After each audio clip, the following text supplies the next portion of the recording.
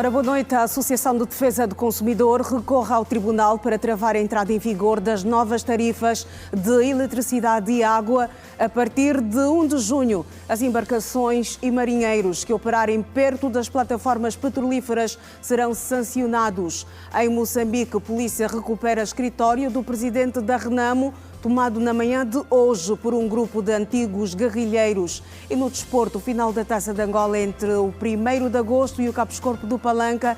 Bilhetes já estão à venda. FAF assegura que os preços são para todos os bolsos. Hoje é quarta-feira, o Girassol Jornal já está no ar.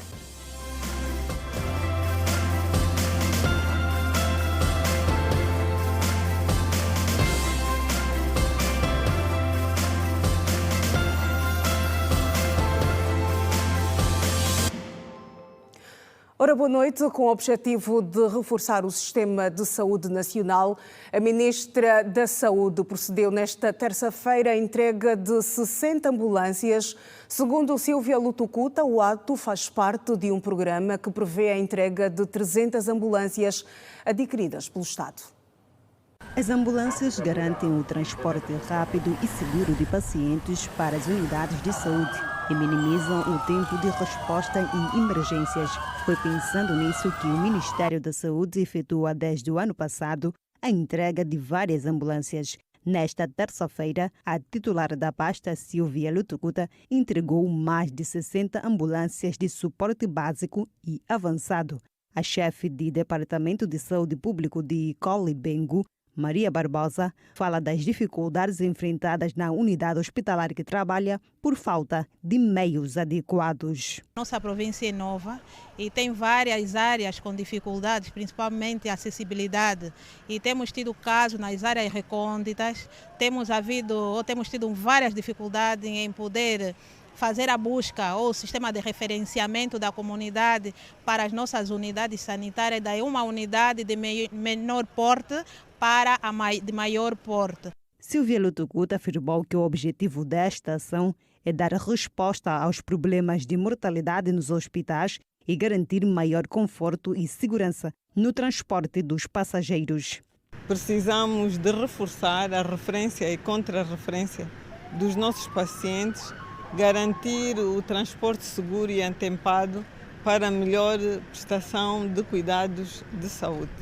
Porque cada tipologia de doença tem o seu transporte de acordo. Uma ambulância de suporte avançado pode levar até um doente ventilado, monitorizado e com todas as condições. Um doente em coma, por exemplo, tem que ser tratado ou transportado nesse tipo de ambulâncias. Hoje foram entregues 62 ambulâncias. No entanto, o diretor-geral Carlos Alberto Masseca agradeceu o gesto e afirmou que estas ambulâncias vão permitir maior expansão dos serviços de saúde a nível das comunidades. Essas ambulâncias estão a ser entregues num momento especial em que o país comemora 50 anos de independência e 50 anos de Serviço Nacional de Saúde. Acredito que mais do que um meio de transporte sanitário, também é um meio que em muitas das regiões do país há de permitir a expansão dos serviços de saúde, principalmente a nível dos cuidados primários, para atingir o maior número da nossa população. Angola adquiriu mais de 300 ambulâncias, dos quais 200 de suporte básico e 100 avançados, para serem distribuídas a nível do país. Além da aquisição do governo, o país recebeu doações da Rússia, 9 da Coreia do Sul e 25 dos Emirados Árabes Unidos.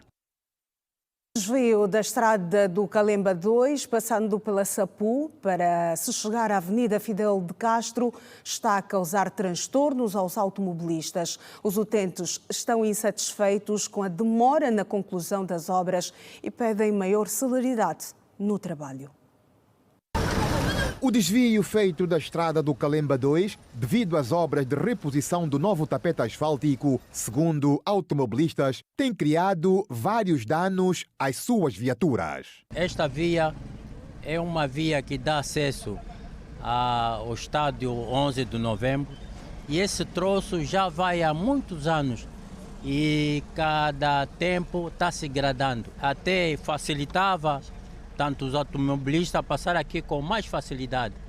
Tanto alguém de direito deveria velar para essa situação porque é uma situação gritante mesmo e não sei o que se está a passar. Também quando a esperança nunca chega, tanto as pessoas começam a ficar mesmo um pouco aborrecido, não é? Há muitos transtornos pelos buracos que estão aqui na estrada, não só, também dá cabo das molas, eles têm que rever essa situação.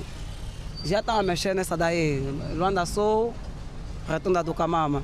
Também agradecer ao nosso Estado que revesse essa via. A maior parte dos automobilistas reclama do mau estado da via alternativa porque tem danificado as peças das suas viaturas, o que tem lhes custado muito caro. Só a título de exemplo, foi há 2 semanas atrás, partei aqui a mola de trás, e só para ver que não é fácil, porque quando constatei o preço da mola, são logo 95 mil kwanzas. E a gente tem que pagar a taxa de circulação e tanto mais, isso não tem sido fácil para nós. O que eu peço é agilidade e não só, de vez em quando fazer uma manutenção na via em que estamos a passar, talvez passar um pouco mais da terraplanagem, para pelo menos facilitar também a nossa circulação à medida que a gente passa aqui. Os mototaxistas revelam que o dinheiro que os passageiros pagam não compensa a volta que são obrigados a dar, tendo em conta o desvio da rota por causa das obras. Não, essas voltas com os valores que os clientes nos pagam, essas voltas nos dificultam muito por causa da distância, sim, porque se a ponte tivesse boa, nós já, antes de nós passar, sim, temos que dar uma pequena volta para nos facilitar melhor. O mercado do Chapanguele, no município de Lubito, está em fase de conclusão. A previsão é que a estrutura acolha mais de 2.000 feirantes que estarão auxiliados com vários serviços. As obras mereceram melhor a visita do Ministro das Obras Públicas, Urbanismo e Habitação. Foi até então um espaço de maior aglomeração de feirantes que fazia o mercado informal do Chapanguele, na zona do Africano, na cidade de Lubito, das mais movimentadas da cidade ferroportuária de Lubito. Esta estrutura, que começou a ser erguida há cerca de 2 anos, está em sua fase de acabamento e visa acomodar mais de 2.000 feirantes, de acordo com o empreiteiro. Parte da obra foi entregue em março, a obra está dividida em 2 fases. A fase 1 já está fechada e agora, como complemento e a necessidade da população, tendo em conta a abrangência do mercado para Benguela e para as suas periferias, o mercado terá uma segunda entrega agora antes de novembro, não é? Portanto, em outubro. Houve alguma alteração no projeto anterior?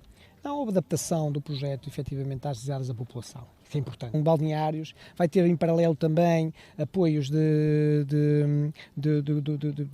departamentos como, por exemplo, a AGT, terá também, associado ali também a bancos também, terá ali um conjunto de infraestruturas alocadas para poder dar apoio não só a quem vende, mas também a quem compra. A infraestrutura mereceu recentemente a visita do Ministro das Obras Públicas, que aproveitou a sua estadia em Benguela para visitas às obras integradas de Benguela, onde constam a reabilitação de várias infraestruturas sociais.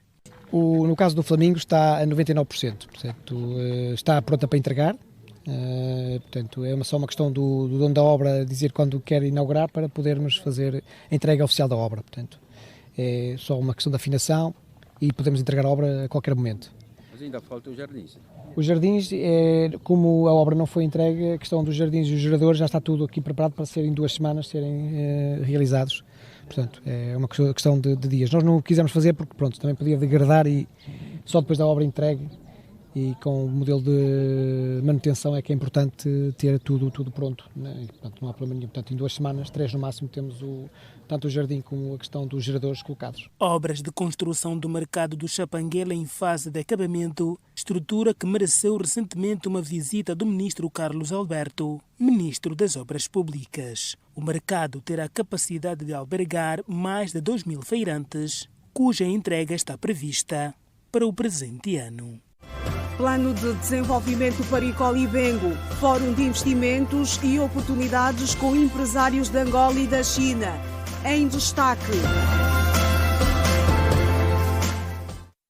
A Associação de Defesa do Consumidor deu entrada de uma providência cautelar no tribunal em que manifesta descontentamento pelo aumento das tarifas e preços nos serviços de energia elétrica e água. A entidade é a favor da suspensão da medida.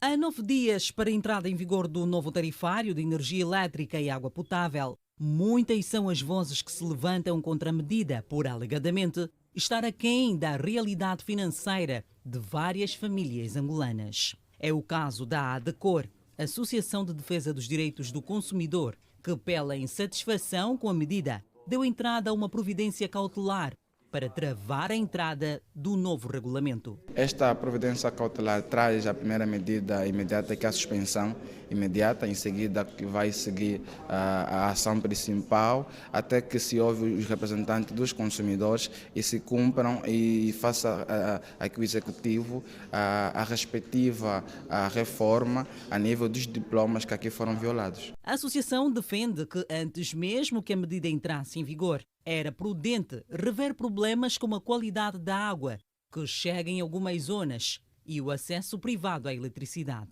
Por essa razão, acredita ser importante que antes mesmo da entrada da medida, as diferentes organizações deviam ser ouvidas. Estamos a falar que as populações, os consumidores continuam a não beneficiar da rede pública da água de qualidade.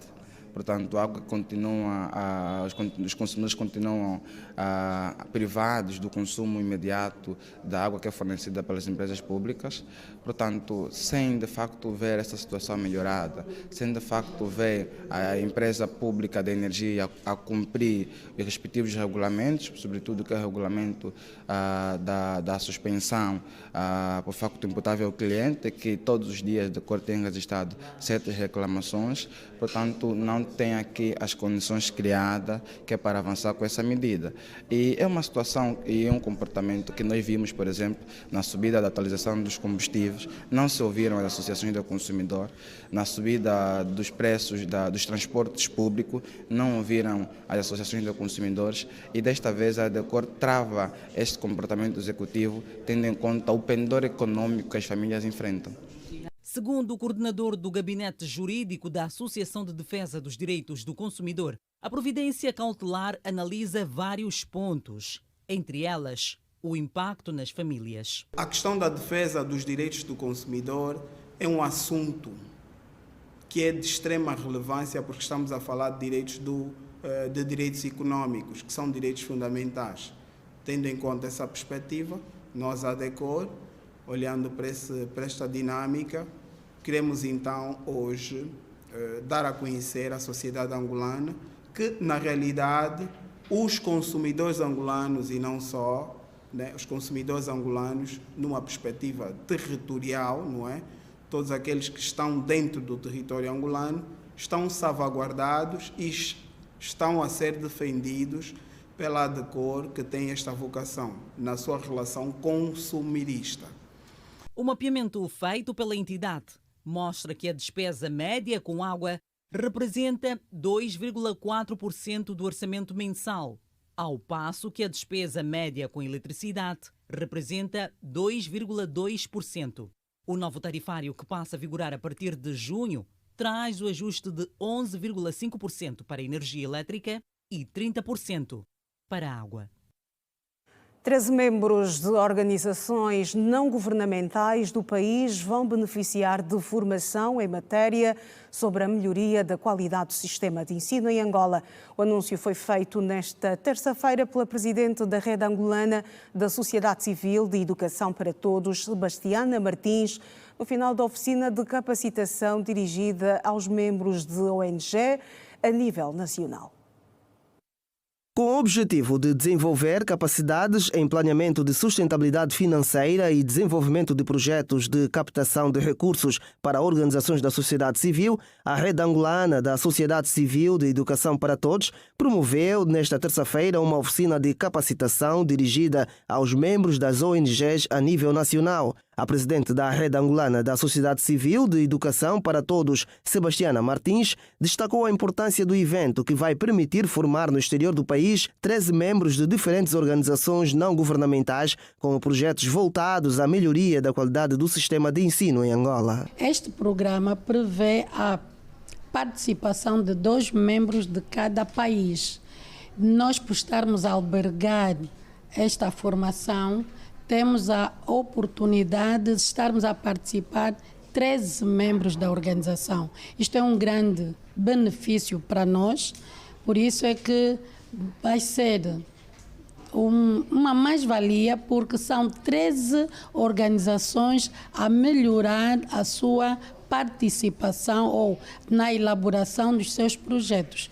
Por isso, para nós, isto é grande importância, tem um significado muito importante para nós. Os membros das ONGs dos países lusófonos, segundo a conselheira regional para a educação da Oxfam, terão doravante melhores oportunidades para desenvolverem as suas aptidões e projetos que concorram para o desenvolvimento do sistema educativo nacional.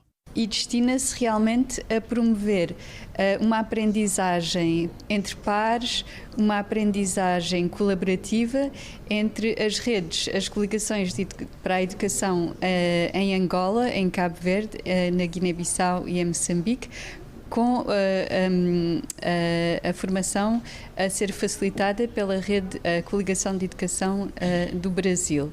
O que nós pretendemos é que sirva então para realmente fortalecer estas organizações da sociedade civil, para melhorar a sua capacidade técnica em termos de advocacia, em termos organizacional e em termos de sustentabilidade a longo termo. É muito estratégica, vendo que nós temos um grande desafio sobre a garantia do acesso à escola das crianças. Anualmente nós temos crianças que estão fora do sistema de ensino e esta formação acaba nos dando estratégias sustentáveis de como naturalmente poderemos angariar recursos aqui de todas as formas, financeiros, humanos e tecnológicos, para podermos termos uma atuação que garanta a qualidade, acima de tudo, que garanta o acesso à educação. O projeto Educação em Voz Alta, que em Angola adotou a designação Transformando Vidas pela Educação,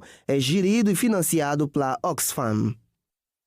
800 carteiras escolares foram oferecidas pela administração do município dos Molenvos, a escola 5092, o que vai beneficiar várias crianças que estudavam em condições precárias.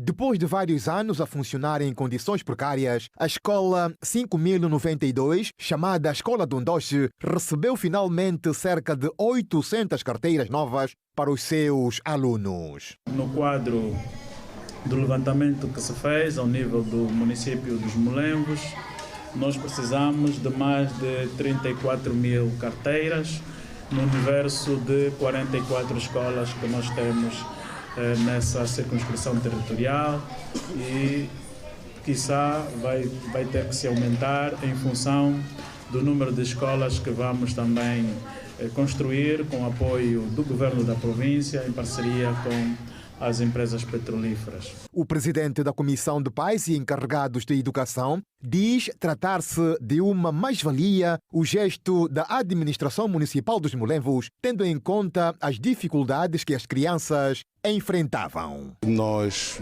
encarregados de educação dessa escola, comprometemos, vamos persuadir as nossas crianças, educar as nossas crianças para cuidarem deste património que faz tanta falta para essa escola e para os futuros alunos que aqui poderão passar. Os alunos não deixaram de manifestar a sua alegria, cansados do tempo que passaram com muitas dificuldades a sentar-se em carteiras já obsoletas e, em alguns casos, sobretudo, para quem se atrasasse sobre pedras e latas. O que os senhores fizeram é uma boa ação que nós estávamos a precisar. Temos que chegar cedo sempre para nós podermos sentar bem. Sentávamos nos ferros, no chão.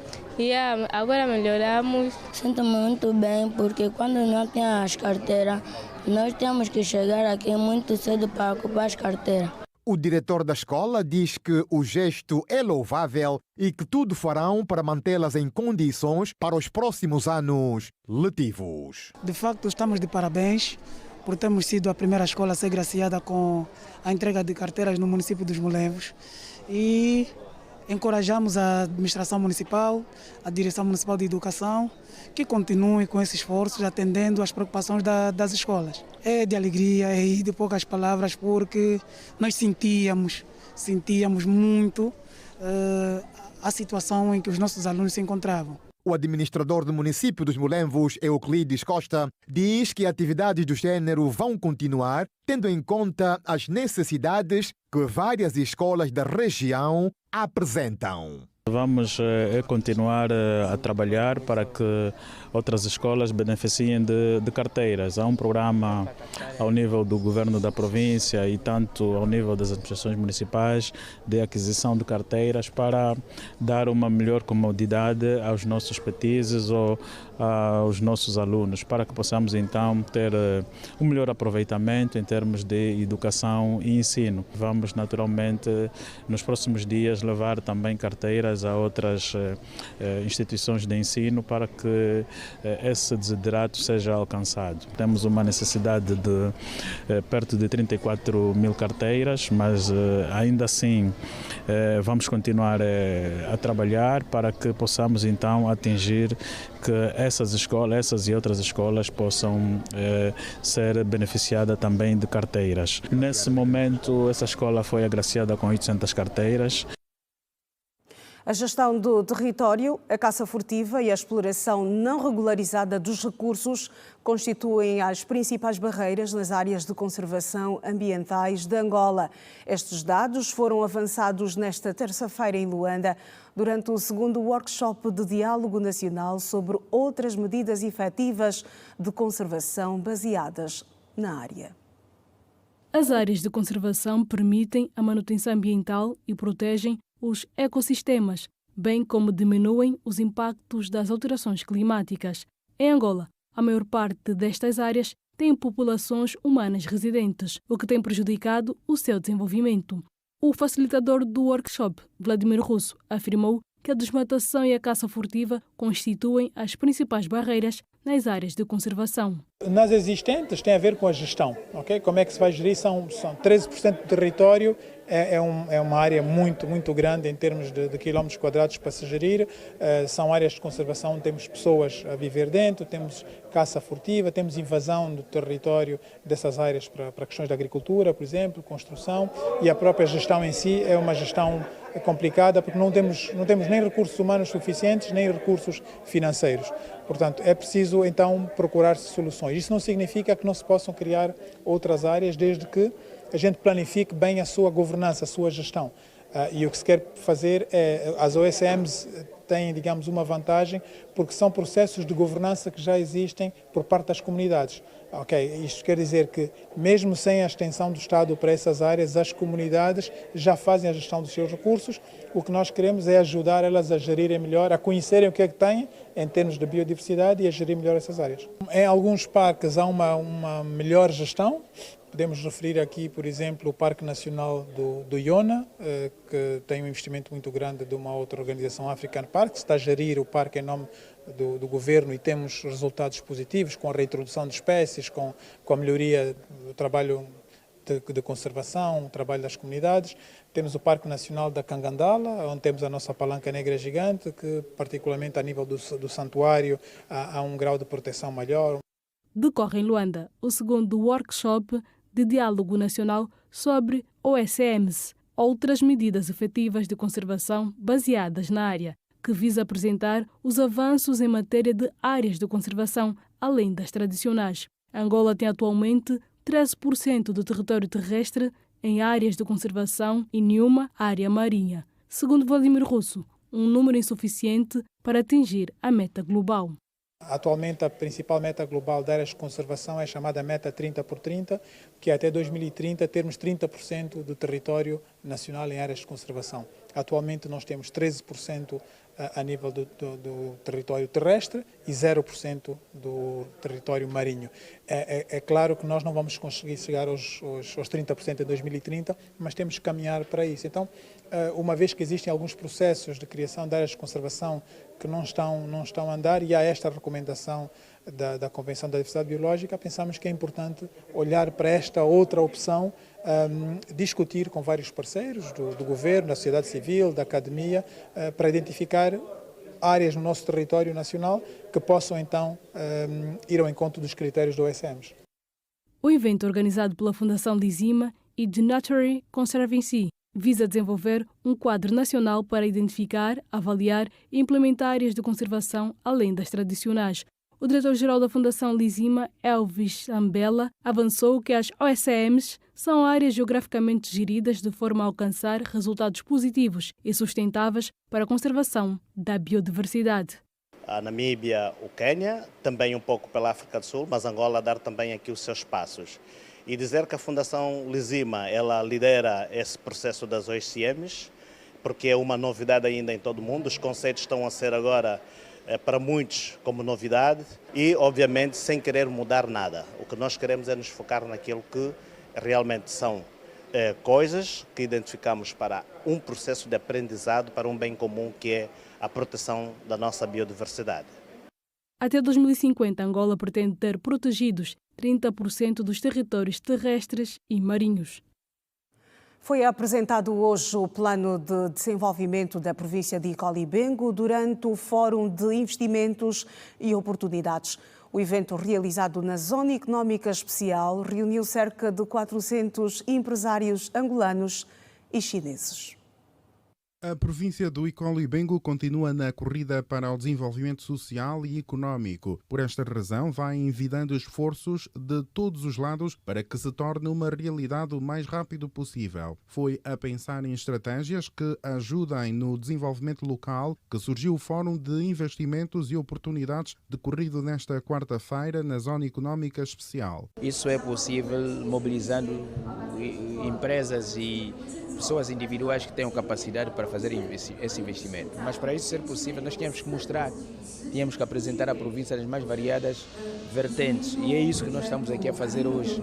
Nós hoje apresentamos a província na sua dimensão geográfica, na sua latitude, na sua capacidade de resposta às necessidades de quem quer investir, desde a qualidade dos solos, desde a qualidade dos solos aráveis e o seu potencial mineiro, desde a sua capacidade em termos de resposta natural para que atraia investimento no ramo do turismo, desde a criação de condições para que os cidadãos que têm capacidade financeira percebam que se eles colocarem o seu dinheiro em Icolibengo vão ter como recuperar esse dinheiro, porque é um território que está localizado numa zona de convergência de outros eixos do território nacional.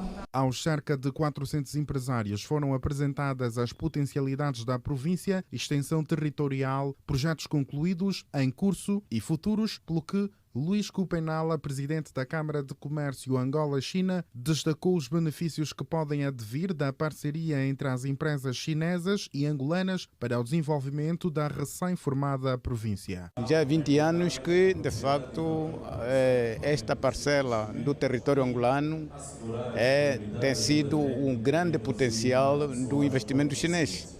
Fundamentalmente, e por outro lado, também estabelecer um espaço de diálogo concertado entre o governo da província e as empresas que atualmente investem na província para criar um ambiente de confiança, um ambiente de atratividade, a manutenção das empresas que já estão a fazer investimento na província, fundamentalmente, e, por outro lado, a atração de novos investimentos.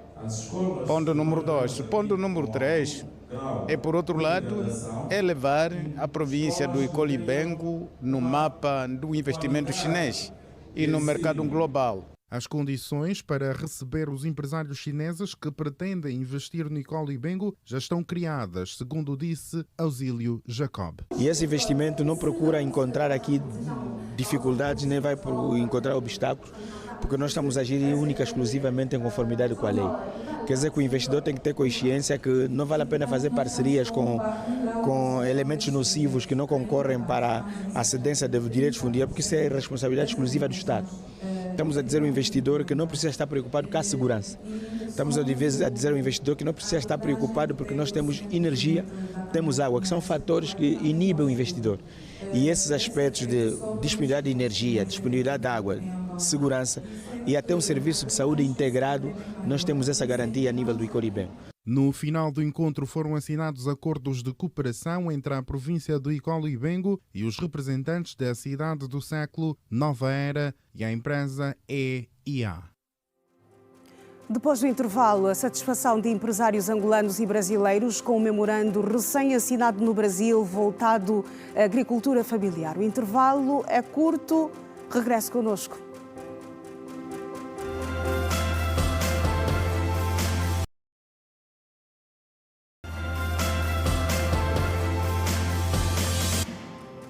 Bem-vindo à segunda parte do Girassol Jornal. O Presidente da República, João Lourenço, concedeu audiência ao embaixador do Japão em Angola. O encontro serviu para o diplomata japonês apresentar cumprimentos de despedida ao chefe de Estado.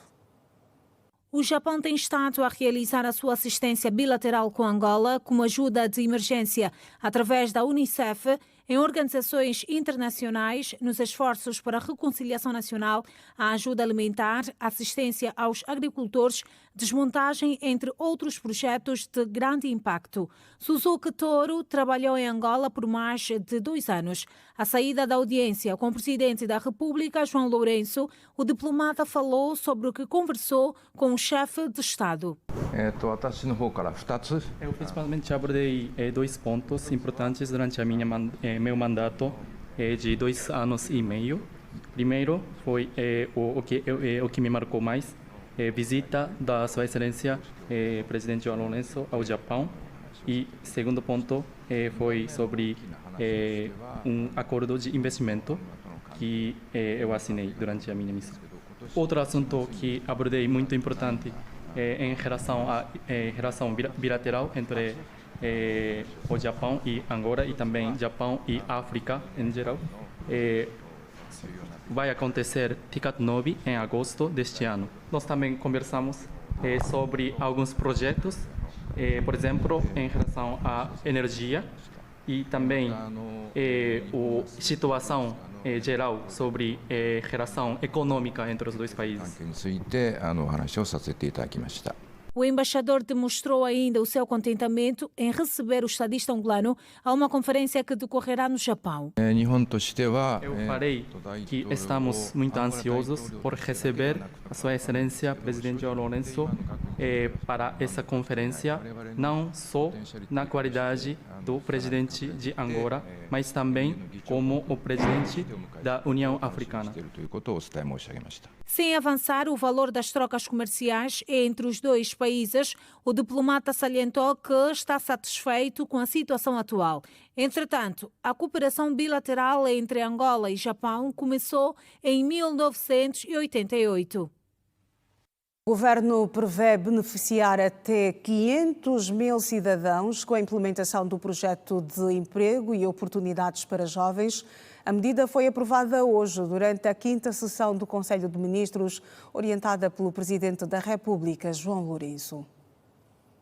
O projeto de emprego e oportunidades para jovens em Angola será implementado num período de 4 anos, ou seja, de 2025 a 2029. Visa melhorar o acesso a oportunidades de rendimentos das pessoas. Financiado pelo Banco Mundial, o projeto tem como fatores de sucesso a formação profissional de suporte aos beneficiários. A ministra da Administração Pública, Trabalho e Segurança Social, Teresa Rodrigues Dias, explica que as mulheres e pessoas com deficiência terão tratamento especial. É um projeto que tem um financiamento de 250 milhões de dólares para beneficiar um universo de jovens que é o público-alvo. Dentro desses 500, 40% devem ser beneficiárias mulheres, atender o género, e 6% pessoas com deficiência. Portanto, ele vai apoiar jovens vulneráveis numa faixa etária de 16 a 35 anos de idade.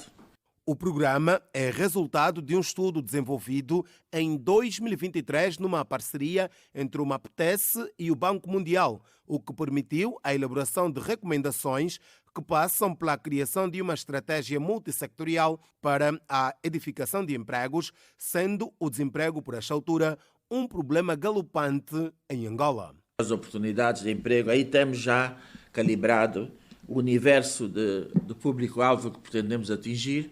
Estamos a falar, por exemplo, dos 500 mil, estão cifrados, por exemplo, a oportunidades económicas de jovens vulneráveis, pretendemos atingir 100 mil jovens, para empreendedores com potencial de crescimento 5 mil e para a transição de jovens virados para oportunidades de emprego 400 mil. E auguramos que com este projeto possamos ajudar a baixa crítica que temos da taxa de desemprego, que ainda é alta. Na sua quinta sessão, o Conselho de Ministros, orientado pelo Presidente da República, João Lourenço, apreciou e aprovou um documento que tem como base regulamentar um regulamento que nos garantisse a uniformização, digamos assim, daquilo que são os requisitos e padrões também, quer de segurança, quer de conforto, quer de sanidade, para o exercício desta atividade. Ricardo Dabreu refere que a aplicação da medida caberá aos governos provinciais sob supervisão da Agência dos Transportes Rodoviários. Portanto, a ideia era conseguirmos garantir que em cada capital de província e depois evoluirmos para os municípios tivéssemos pelo menos um terminal de rodoviário de passageiros, portanto a grande estação, como se costuma ver em algumas cidades do mundo, com capacidade quer intermodal, quer multimodal também, e aonde estão criadas as condições, seja especificamente para as questões de natureza de embarque e desembarque, seja depois também infraestruturas de natureza comercial, como lojas e estabelecimentos de restauração, para podermos então garantir a viabilidade dessas mesmas infraestruturas. O ministro sinaliza também que a medida não quer limitar a iniciativa privada, mas sim impor regras para a atuação dos privados no domínio dos transportes interprovinciais. Alguns operadores privados, como disse há pouco, têm condições hoje, a nível dos seus terminais, bastante adequadas e alinhadas com este regulamento. No entanto, encontramos outros que, de facto, não têm essas mesmas condições. E é isso que pretendemos que agora, por via deste regulamento, possamos, então, uniformizar e padronizar estas infraestruturas a nível nacional. Sejam elas de natureza pública, sejam elas de natureza de gestão privada ou até sejam elas de natureza de iniciativa privada, portanto, seja a infraestrutura em si, a construção, etc., como a própria gestão. O Conselho de Ministros apreciou ainda a proposta de decreto presidencial sobre o regime jurídico dos parques industriais rurais, o regime jurídico dos polos de desenvolvimento, dentre outros documentos. E de modo a atrair mais investimento no domínio do turismo, foi lançado o Simplifica 3.0, projeto de simplificação de procedimentos na administração pública. Este especificamente consagrado ao setor do turismo, Simplifica Turismo, que visa a melhoria da prestação do serviço público do ambiente de negócios naquele domínio da economia.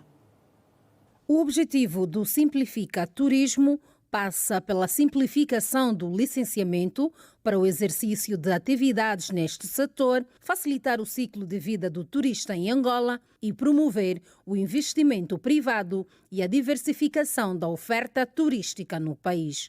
Para tal, foram implementadas algumas medidas, como a existência de um único alvará comercial que se torna vitalício e um novo modelo de inspeção. Esta informação foi avançada pelo Ministro de Estado e chefe da Casa Civil do Presidente da República, Adão de Almeida. No que respeita à licença para o exercício de atividade hoteleira, a institucionalização de um alvará único para exercício de atividade.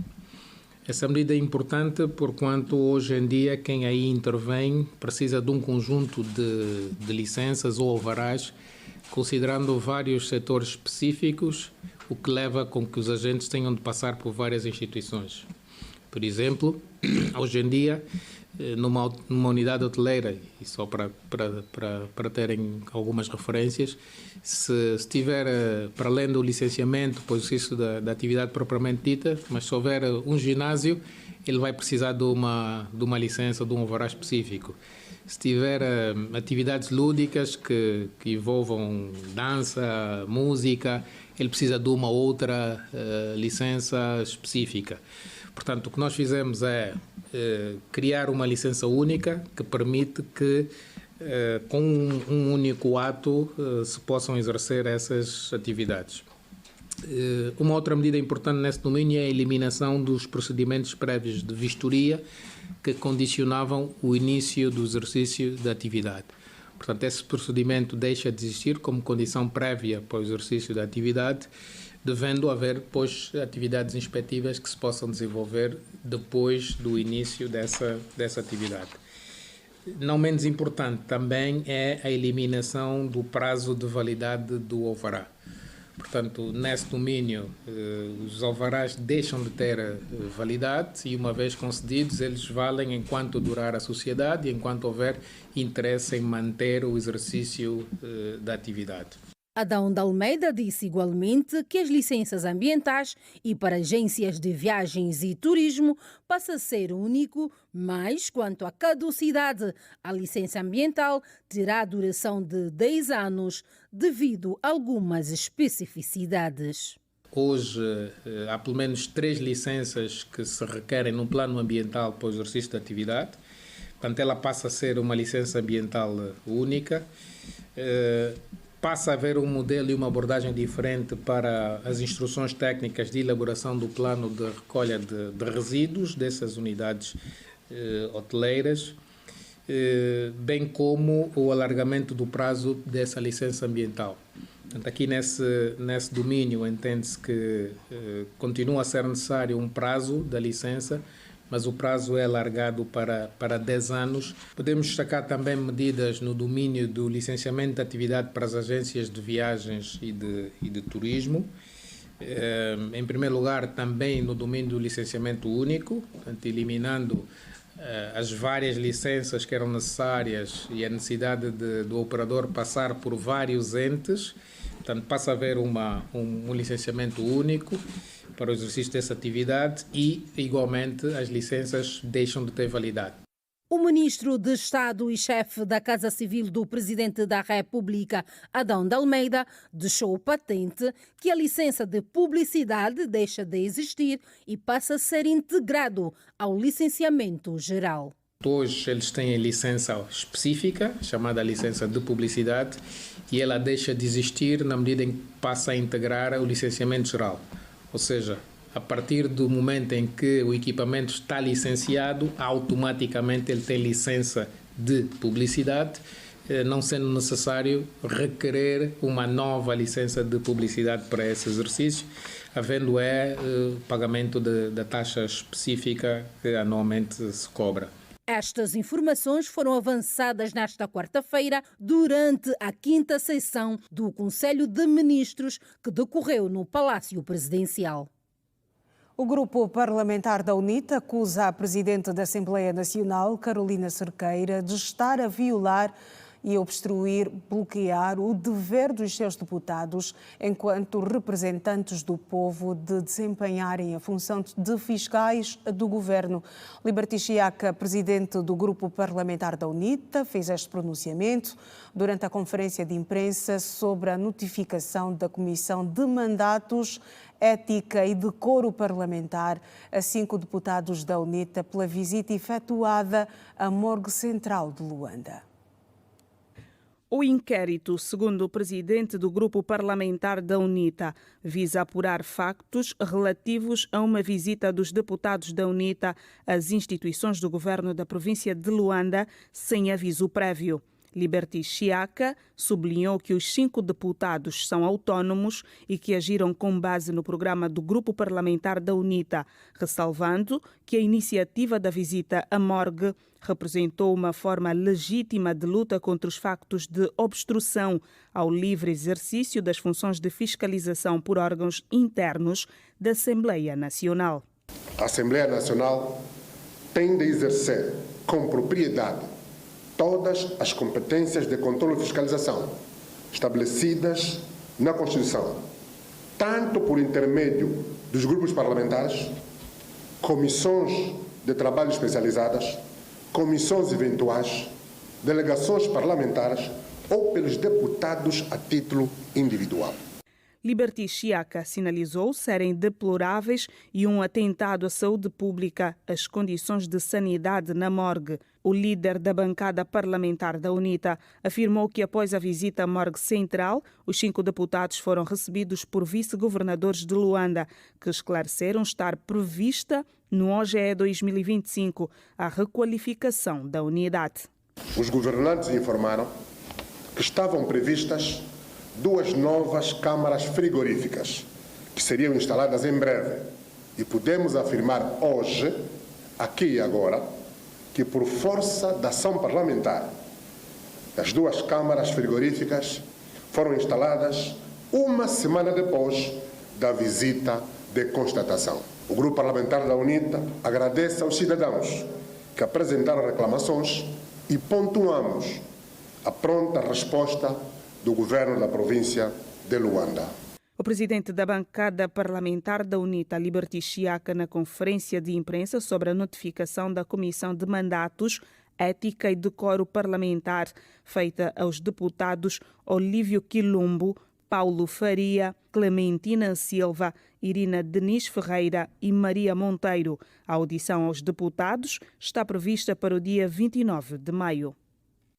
O Presidente da República, João Lourenço, foi distinguido nesta quarta-feira com o prémio de Africa World Builders.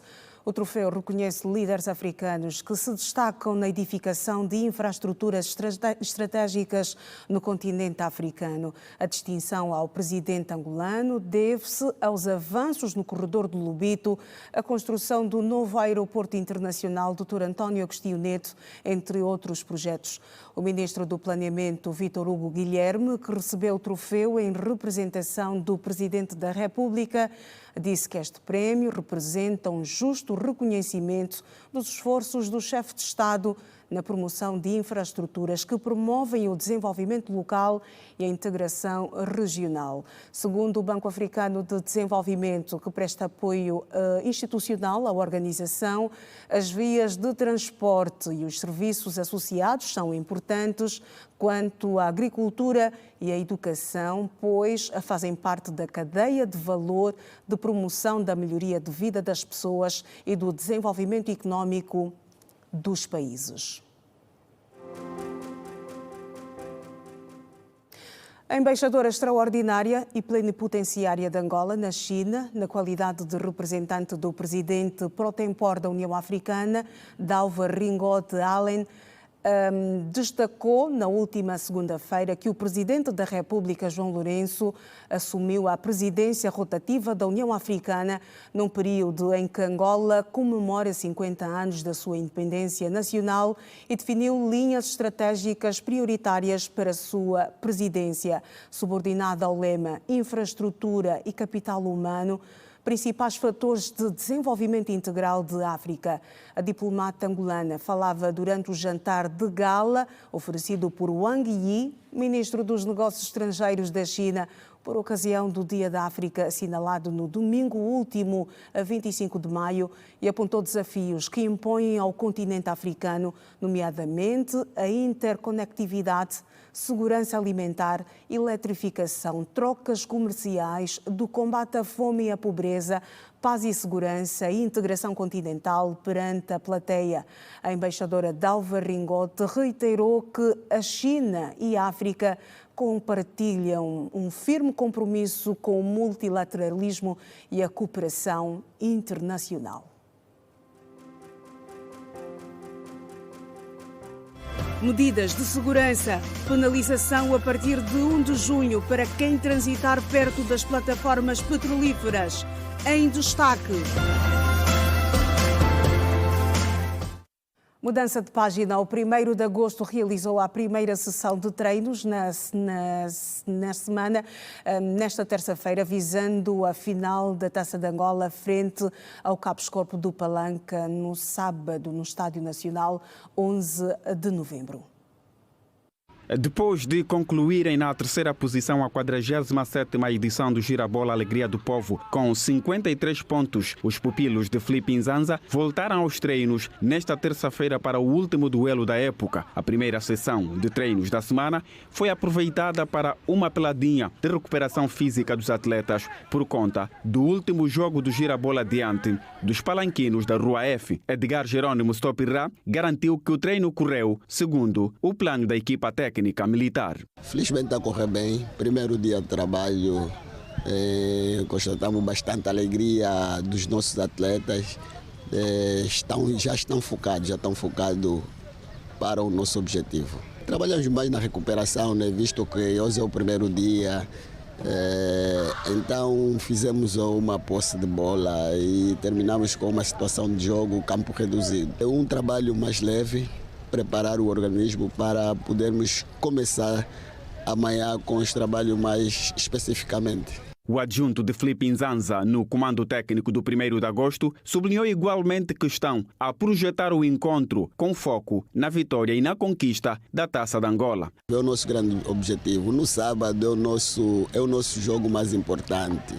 Então todos nós estamos focados, todos nós estamos crentes que nós vamos conseguir o nosso objetivo. Esse é o dia, esse é o jogo mais importante que nós temos neste momento. Sabemos das dificuldades que nós vamos atravessar, por isso estamos cientes dessa situação, mas estamos a trabalhar na nossa força máxima para aí contrariar as dificuldades que nós vamos obter. 1º de agosto prepara a final da Taça de Angola com foco num resultado que passa pela conquista do segundo troféu mais importante do calendário do futebol angolano.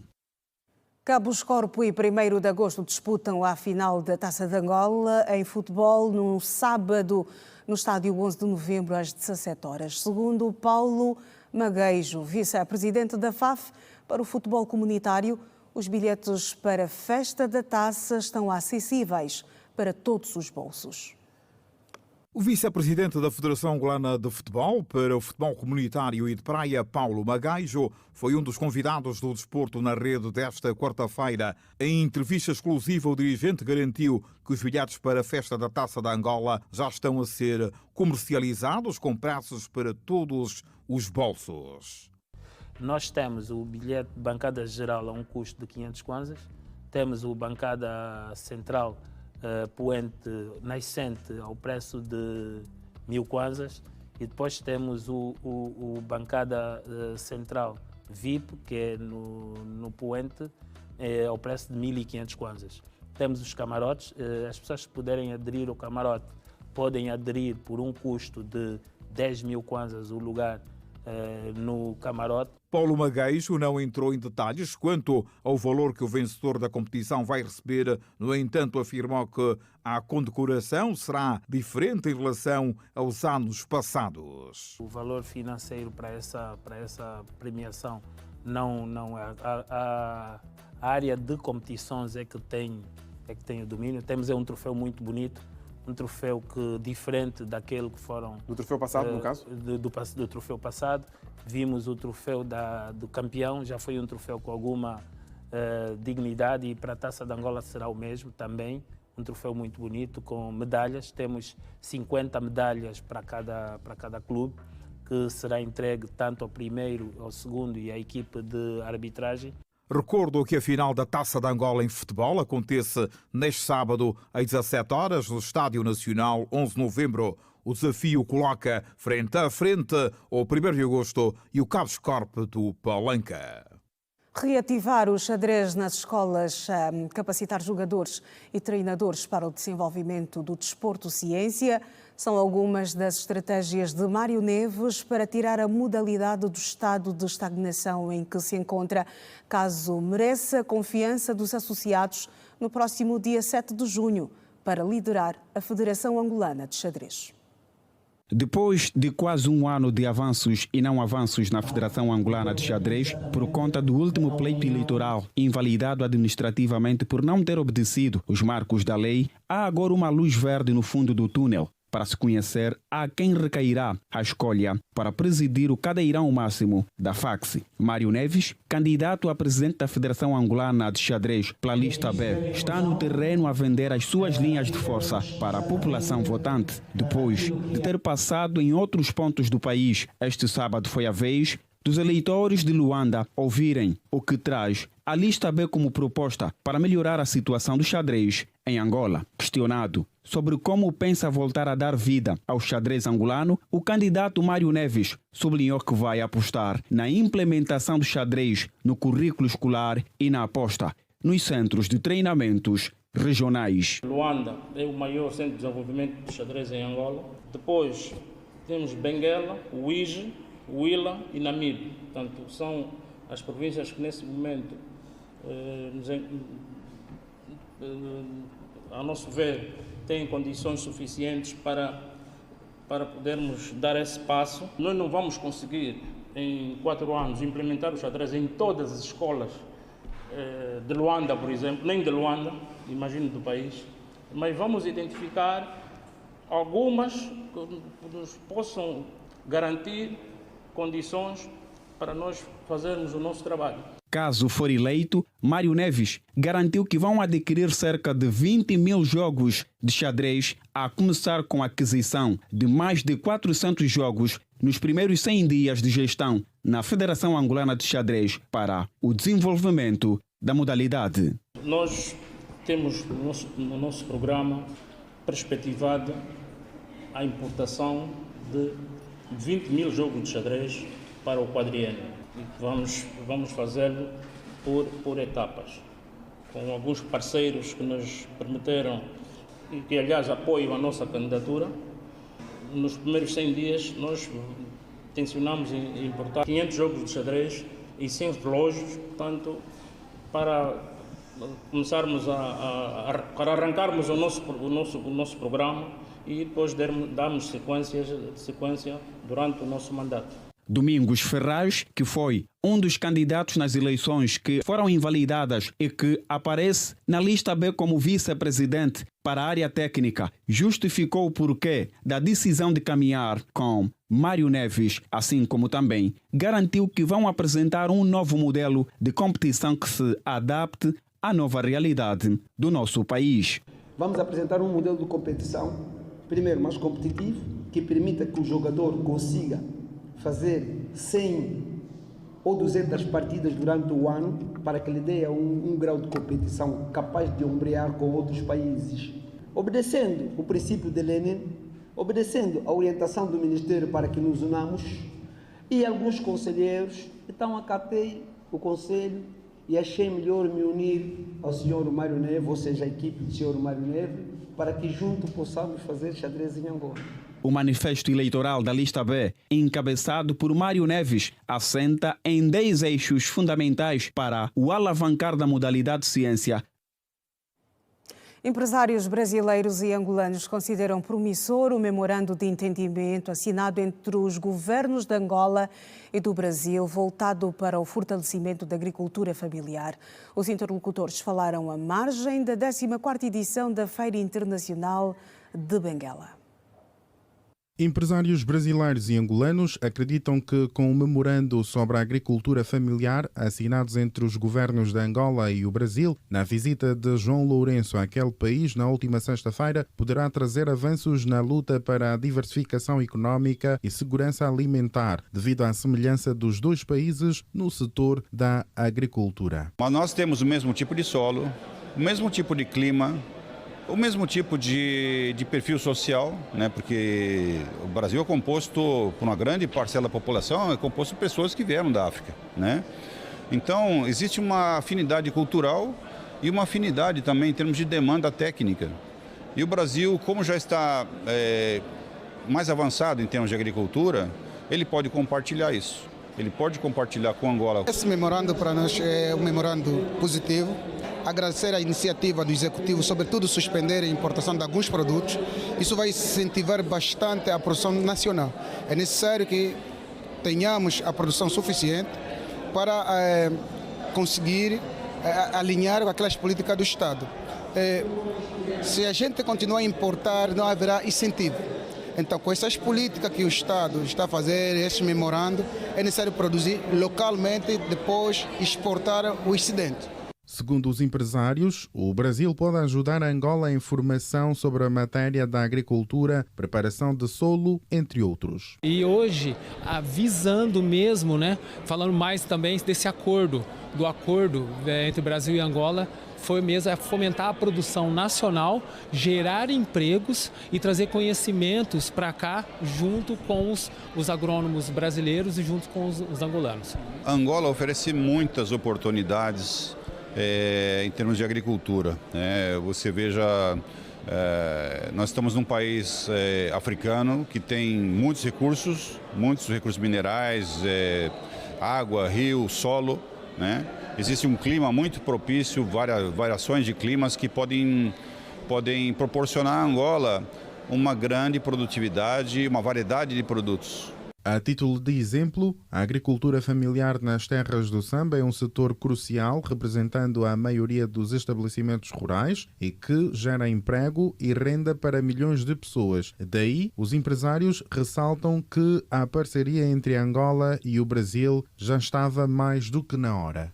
Então, esse instrumento nós queremos que sejam efetivados o mais rapidamente possível, não é, para que todas as famílias possam ter os insumos agrícolas, tenham todas as máquinas para aumentarem a produção. O Brasil, no ano passado, eles produziram perto de 300 milhões de toneladas de milho, de soja, de arroz. Então, é uma transferência de tecnologia que eles podem trazer para Angola para que nós possamos aumentar, digamos assim, a produção. E a gente sabe, que Angola no passado foi um país muito produtor de algodão, produtor de milho, produtor de café, e isso se perdeu com o tempo. E eu acredito que isso é o que? É a volta do conhecimento e aplicar as novas tecnologias. Porque o que a gente vê hoje no Brasil são zonas que nunca se produziu, no Brasil que nunca se imaginava que ia se produzir. Vou dar um exemplo como a Bahia ou o norte do país, onde se aplicou tecnologias novas, como o plantio direto, como a introdução dos biológicos, e hoje a gente vê que são regiões que apresentam potencial produtivo.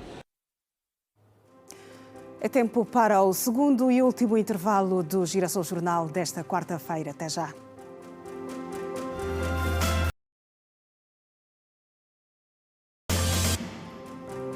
Estamos de volta aos acordos de Bicesse que permitiram o fim da guerra civil em Angola e a instauração do multipartidarismo são recordados por especialistas como meio de transformação do país. O acordo que contribuiu para a estabilidade política e a realização das eleições gerais em 1992 vai completar este mês 33 anos. Assinalados a 31 de maio de 1991, os acordos de Bicesse completam 34 anos e lembram o fim da guerra civil em Angola, a implementação do sistema democrático e a realização de eleições livres no país. Apesar do acordo, a guerra continuou até 2002, quando o país conseguiu a paz efetiva. Na parte do governo angolano, terminar com a guerra civil e marcar as eleições que tiveram lugar nos dias 29 e 30 de setembro de 1992. O analista em relações políticas internacionais, Faustino Henriques, recorda a passagem de Angola a uma nova era, importante para renascer o país e que, posteriormente, viria a culminar no desenvolvimento de Angola. Fica para a história como, vamos lá dizer, um exemplo paradigmático de como os angolanos foram capazes de se entender, embora sob a mediação portuguesa, e que o processo que se abriu com o Bicesse, a multipolarização, o multipartidarismo, a abertura para a iniciativa econômica de livre mercado e com as reformas políticas que se seguiram, nomeadamente que deram lugar à constituição de uma sociedade democrática, penso que constituem grandes ativos que precisam de ser preservados e que precisam de ser ensinados não só às gerações mais novas, mas sobretudo às gerações atuais, retirar as melhores lições sobre o que correu bem com o BICES e o que correu mal. Para o especialista, é importante refletir de forma profunda o estado atual da sociedade angolana para colmatar os desafios de hoje e do futuro. Penso que está na hora de uma profunda reflexão sobre a sociedade que hoje temos, porque, como sabemos, BICES também acabou por ser amputada pela guerra pós-eleitoral de 1992, que terminou apenas no ano de 2002.